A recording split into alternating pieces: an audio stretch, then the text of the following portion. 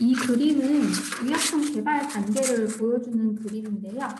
보통 GMP라고 하면 생산 단계에서의 심사를 많이 생각을 하실 거예요. 그림에도 보시는 것처럼 생산 단계에 GMP가 적혀져 있는데요. 근데 사실 명칭만 다를 뿐이지 여기 연구 개발이나 허가 단계에서도 GLP 또는 GCP라고 불리는 중간중간에 심사가 들어갑니다. 그리고 각 생산 단계에서 빠른 심사 완료를 위해서는 연구개발 단계에서부터 GMP 제품을 사용하시는 것이 훨씬 더 이득입니다. 사실 이제 GMP라고 하는 것은 문서화라고 해도 과언이 아닌데요. 셀 테라피에 사용되는 원료 물질부터 제작이 완료된 의약품에 이르기까지 모두 GMP 기준에 맞춰서 문서화하셔야 합니다. 그런데 셀컬처에 사용되는 대부분의 그로스 팩터들은 연구용 시약, 안료 제품들이 많아요. 이러한 연구용 시약들을 셀 테라피 생산에 사용해도 되는지 의문을 많이 가지시더라고요. 그래서 제가 자료를 찾아보던 중에 여기 첨단바이오 의약품 규제과학 상담 사례집에서 이런 내용을 발췌를 좀 해봤습니다. 보시는 것처럼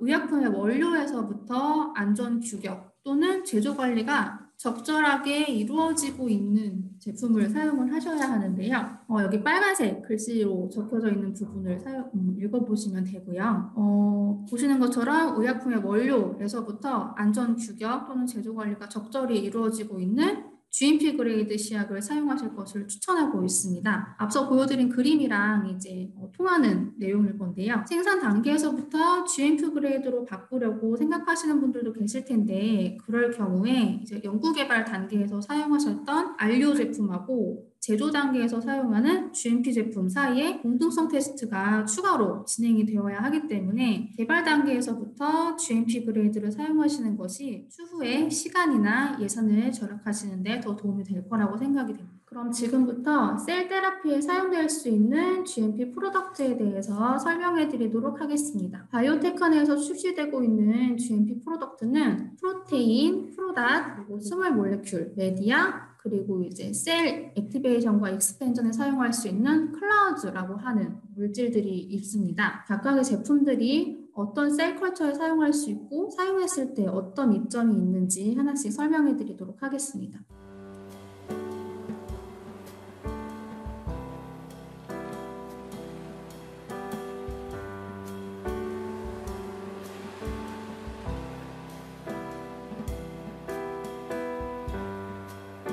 네, 먼저 GMP 프로테인입니다. GMP 프로테인은 ISO, 미국 약전, 유럽 약전 등 다양한 가이드라인을 준수해서 만든 안료 프로테인을 말합니다. 많은 브랜드에서 GMP 프로테인이 출시되고 있는데요. R&D 제품들은 타 브랜드에 비해서 더 많은 가이드라인을 준수하여 만들어졌다는 특징을 가지고 있습니다. 이렇게 준수하는 가이드라인이 많다는 것은 그만큼 높은 수준의 품질을 일관성 있게 생산할 수 있다는 뜻이 됩니다. 또한 타 브랜드에 비해 가장 많은 종류의 GMP 프로테인을 출시함으로써 셀 컬처에 필요한 다양한 그로스 팩터를 모두 GMP 프로테인으로 세팅할 수 있다는 장점도 있습니다. 그리고 GMP 프로테인을 선택함에 있어서 가장 중요한 것이 일정한 액티비티를 유지하는 것인데요. R&D GMP 프로테인은 랏 베리에이션이 굉장히 적다는 특징도 가지고 있습니다. 그리고 GMP 프로테인을 고르시는 또 하나의 중요한 기준이 되는 것이 장기간에 걸쳐서 지속적으로 제품 공급이 가능하냐일 건데요. R&D 제품 사용해보신 선생님들은 아시겠지만 지속적인 공급에 전혀 문제가 없는 제품임을 아실 수 있습니다. 여기 보이는 사진은 실제 R&D 시스템즈에서 지은 GMP 퍼실리티 사진인데요. 미니애폴리스에 현재 위치를 하고 있습니다. GMP 공장 설립을 위해서 5천만 달러를 투자를 해서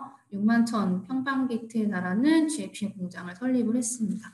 앞서 설명드린 큰 특징들을 좀 더 자세히 말씀을 드리도록 하겠습니다. 먼저 준수하는 가이드라인이 많다고 말씀을 드렸는데요. 먼저 ISO에 대해서 말씀을 드리도록 하겠습니다. ISO는 국제표준화 기구를 말하는데요. 무역을 통해서 교환되는 재화나 용역 등에 대한 국제적 표준, 가이드라인을 만드는 조직이 바로 ISO입니다. ISO 9001 같은 경우에는 제품의 생산부터 배송에 이르기까지 전 과정에 대한 매뉴얼을 만들어 놓은 것이고요. 이것은 곧 제품의 서비스와 품질에 직결되는 기준이 됩니다. 그리고 ISO 13485는 일반 제품이 아니라 의료기기에 관련된 제품과 서비스에 대한 가이드라인을 제시하고 있습니다. ISO 9001과는 비슷하지만 의료기기에 좀 더 적합한 기준들을 제시하고 있다고 생각하시면 됩니다. GMP 프로테인은 이렇게 두 개의 ISO 가이드라인을 준수함으로써 하이 퀄리티 제품을 안정적으로 공급을 해드릴 수 있습니다. 다음으로 설명드릴 가이드라인은 미국 약전 USP에 대한 내용인데요. USP는 미국 약전으로서 높은 품질의 의약품을 보장하기 위해 기준을 정하는 기구입니다. 품질 보장을 위한 기술이나 실험 방법에 대해서 제시를 하는 곳인데요. 그 중에 R&D GMP 프로테인은 USP 챕터 1043하고 92, 71을 준수하고 있습니다. 여기 적혀져 있는 것처럼 1043은 셀, 진, 티슈, 엔지니어링 프로덕트에 사용되는 엔실러리에 관한 기준을 세워놓은 것이고요. 92는 세포치료제 제조에 사용되는 그로스 팩터에 대한 기준을 제시하고 있습니다. 그리고 71은 무균 실험에 대한 기준을 제시하고 있는데요. 대부분의 GMP 프로테인들은 1043 또는 92 중에 하나의 가이드라인만 준수하고 있는 데 비해 R&D GMP 프로테인은 두 개 모두를 준수함으로써 세포 치료제에 더 적합한 퀄리티로 제작됨을 아실 수 있습니다. 이렇게 다양한 가이드라인에 따라 제작된 R&D GMP 프로테인은 결국 선생님들이 제작하시는 세포 치료제의 품질 시스템에 대한 부담을 줄여줌으로써 규제 관련 문서, 제출 절차를 감소시키는 효과도 기대할 수 있습니다. R&D GMP 프로테인의 두 번째 특징은 시장에 출시된 GMP 프로테인 중에 가장 많은 종류의 프로테인을 출시하고 있다는 점입니다. 이 그래프는 R&D 시스템즈와 타사에서 출시되고 있는 GMP 프로테인의 종류를 그래프로 나타낸 것인데요. 타사에서는 20개 미만의 GMP 프로테인이 나오고 있는 반면에 R&D 시스템즈에서는 무려 34개 제품이 출시됨을 확인하실 수 있습니다. 이 표에 나와 있는 리스트들이 실제 R&D에서 출시되고 있는 GMP 프로테인 리스트입니다. 빨간색으로 표시된 제품들은 R&D에서만 출시되고 있는 GMP 프로테인들을 나타낸 것이고요. R&D에서만 출시되는 제품들은 대부분 줄기세포 컬처에 사용되는 사이토카인들임을 확인하실 수 있습니다. 줄기세포 치료제에 관심이 있으시다면 계속 알리오 제품만 사용을 하시기보다는 여기 나와 있는 R&D GMP 프로테인을 사용을 하시면 조금 더 많은 도움을 받으실 수 있을 것 같습니다. 이렇게 다양한 GMP 프로테인이 출시됐기 때문에 세포 치료제 제작에 사용되는 모든 크로스 팩터를 GMP로 세팅하실 수가 있습니다. GMP 제품을 선택함에 있어서 가장 중요하게 생각하시는 부분이 낫이 바뀌었을 때 액티비티가 그대로 유지되는 것일 텐데요. 이 그래프는 R&D GMP 프로테인 EGF하고 윈트3A의 서로 다른 낫 3개의 액티비티를 비교한 그래프입니다. 보시는 것처럼 낫이 달라짐과는 상관없이 늘 동일한 액티비티를 보이는 것을 확인하실 수가 있습니다. 이 결과들을 통해서 R&D GMP 프로테인이 셀 테라피에 적합한 GMP 프로덕트임을 확인하실 수가 있습니다. 그러면 이렇게 지금까지 설명한 GMP 프로테인을 실제로 구매를 했을 때 어떤 서류들이 오는지 궁금해하실 것 같아서 COA 내용을 좀 발췌를 해봤습니다. 프로테인의 제작에 대한 기본적인 내용들이 위에 나와 있고요. 뭐 소스라든지 엔터미널이라든지 킬로달톤 이런 내용들이 나와 있는 건 물론이고요. 밑에 빨간색으로 적혀져 있는 부분이 알류 프로테인은 나와 있지 않지만 GMP 프로테인의 COA에만 나와 있는 내용들입니다. 세포치료제 원료 의약품이나 완제 의약품의 기준 또는 시험 방법에도 포함되어 있는 방법을 이용해가지고 각각을 확인을 했었고요. 원료에 대한 이러한 시험 결과는 곧 완제 의약품에 대한 시험 결과에서 변수 하나를 제거한다는 점에서 굉장한 큰 이점이 있습니다. 만약에 선생님들이 GMP 프로테인이 아니라 알료 그레이드의 제품을 사용을 하셨다면 이런 마이코플라즈마라든지 메스라든지 이런 것에 대한 데이터를 따로 또 만드셔야 하는 번거로움이 있는 거죠. 거기에서 나타나는 거기에 들인 노동이라든지 시약의 돈이라든지 선생님들의 시간이라든지 이런 것들을 GMP 프로테인을 사용을 하심으로써 절약하실 수 있다는 것을 알 수 있습니다. 다음 페이지도 이제 GMP 프로테인의 COA에 제공되는 내용인데요. 먼저 윗부분에서 R&D 시스템즈에서 GMP 프로테인의 제작을 위해서 준수하고 있는 가이드라인에 대해서 나와 있고요. 품질 관리를 위해서 어떤 부분을 신경 쓰고 제어하고 있는지에 대한 리스트들을 확인하실 수가 있습니다. 그 밑으로는 GMP 프로테인이 만들어진 애니멀 프리 컨디션에 대한 설명이 나오는데요. 이 내용들을 토대로 GMP 프로테인이 제어된 환경 내에서 만들어졌음을 증명하실 수 있습니다.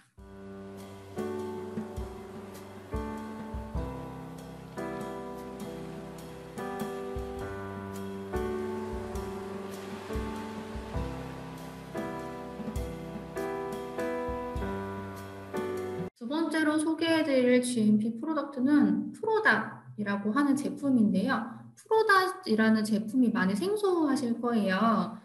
일반 알류 프로테인은 이제 동결건조 상태로 제공을 해드리는 반면에 이 프로닷이라고 하는 것은 여기 보이는 하얀 볼 형태로 제공해드리는 프로테인을 말합니다. 알류용으로 나와 있는 프로닷은 여기 그림에 나오는 것처럼 여기 밑에 보이는 이 주황색이 메디아예요. 메디아에 이 볼을 바로 떨어뜨려서 사용하실 수 있게끔 제작된 제품입니다. 일반 알류 프로테인이랑은 좀 다른 형태로 제공을 해드리는 건데요. 이렇게 볼 형태를 메디아에 바로 떨어뜨리면 리컨스티튜션의 과정이 없이 바로 그냥 100% 리커버리된 프로테인을 사용하실 수 있다는 장점이 있습니다.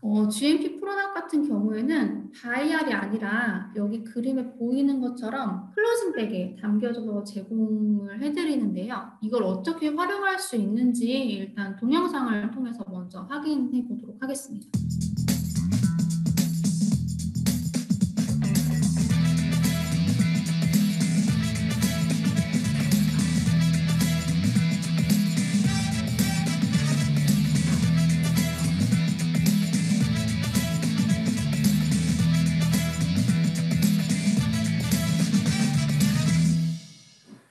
네, 영상에서 보신 것처럼 백에 메디아를 넣어서 프로테인을 녹이고 그렇게 만들어진 메디아를 다시 셀컬처 시스템에 연결해서 사용하는 형태로 제공이 되게 됩니다. 앞서 설명드린 GMP 프로테인과 동일한 가이드라인을 준수하고 있고요. 액티비티가 좋다고 정평 나와 있는 R&D 프로테인과 동일한 바이오 액티비티를 보이는 특징도 가지고 있습니다. 현재는 면역세포 치료제에 사용할 수 있도록 IL-2, IL-7, IL-15 이렇게 3개의 제품이 출시되고 있고요. 추후에 제품 수는 늘어날 예정입니다. 프로닷의 형태가 많이 생소하시다 보니까 이걸 직접 세포 치료제 개발에 사용하기에는 액티비티를 믿어도 되나 하는 의문이 든다는 선생님들이 계셔서 비교 데이터를 하나 보여드리고자 합니다. 이 데이터는 저희가 이제 선생님들께서 많이 익숙하신 바이알로 제공되는 GMP 프로테인하고 방금 보여드린 클로징 백으로 제공해드리는 프로닷의 액티비티를 좀 비교를 한 데이터인데요. IL-2에 대한 내용이고요. T셀이 얼마나 자라는지를 보여주는 그래프입니다. 보시는 것처럼 여기 일반 GMP 프로테인하고 프로닷, GMP 프로닷을 비교를 했을 때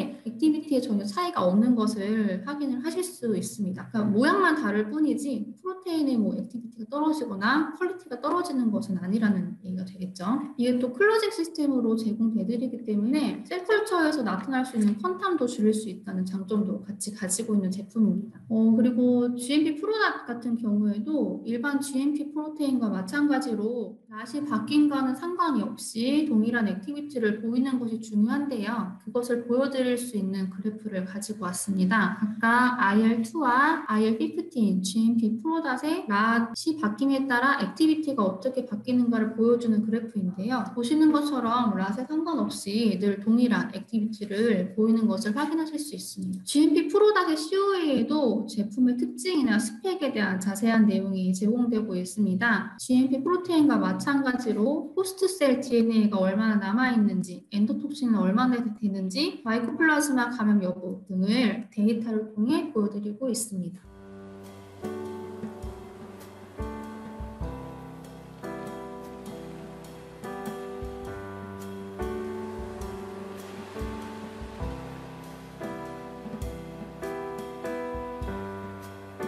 네, 네, 세 번째로 소개해드릴 제품은 스몰 몰레큘입니다. 스몰 몰레큘은 이제 사이토카인 등이 포함되어 있는 동물 유래 성분이 없이 셀을 키워야 할 때 많이들 찾으시고요. 특히 이제 스템셀을 컬처하시는 분들은 스몰 몰레큘이 굉장히 익숙하실 거예요. 그런데 줄기세포 치료제를 개발하고자 하는 연구자분들은 GMP 스몰 몰레큘이 없어서 계속 알료 제품으로 사용을 하고 계셨을 거라고 생각이 드는데요. 저희가 취급하는 토크리스라고 하는 회사에서 최초로 GMP 스몰 몰레큘들을 출시를 했습니다. 스템셀 연구자들이 꼭 사용해야 하는 4개의 스몰 몰레큘을 GMP 가이드에 따라서 제작을 했고요.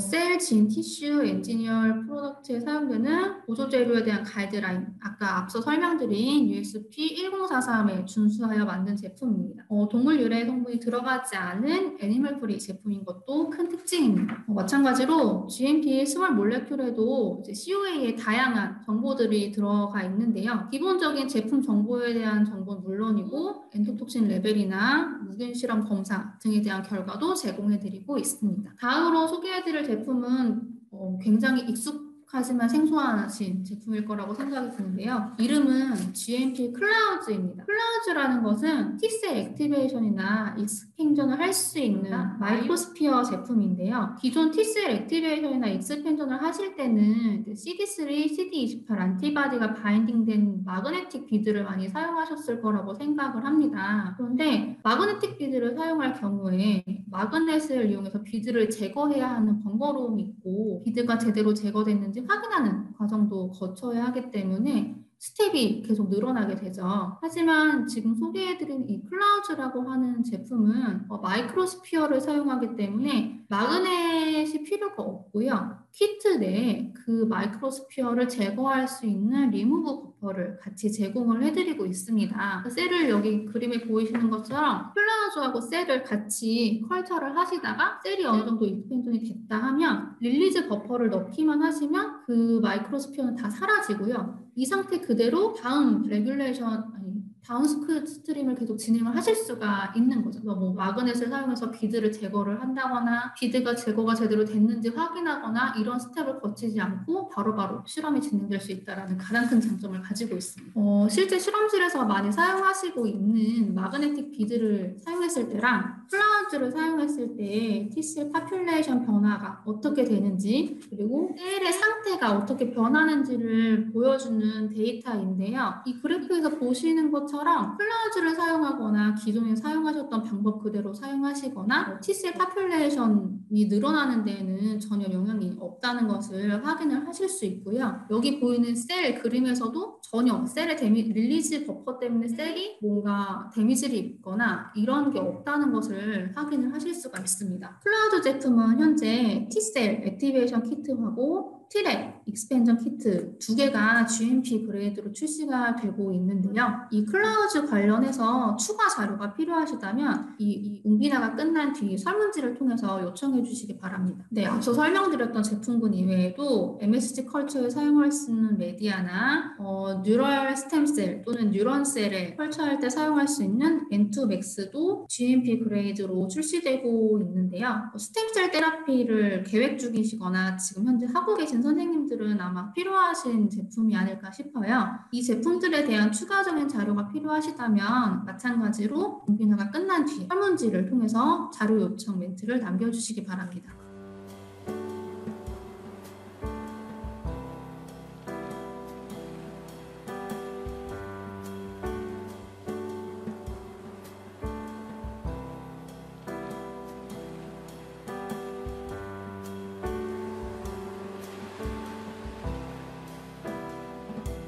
저희 웅비메디텍은 말씀드린 제품 이외에도 위 브랜드 제품들의 구매 및 학술 상담을 도와드리고 있습니다. 이어지는 영상에서도 유익한 지식 얻어가시길 바랍니다. 감사합니다.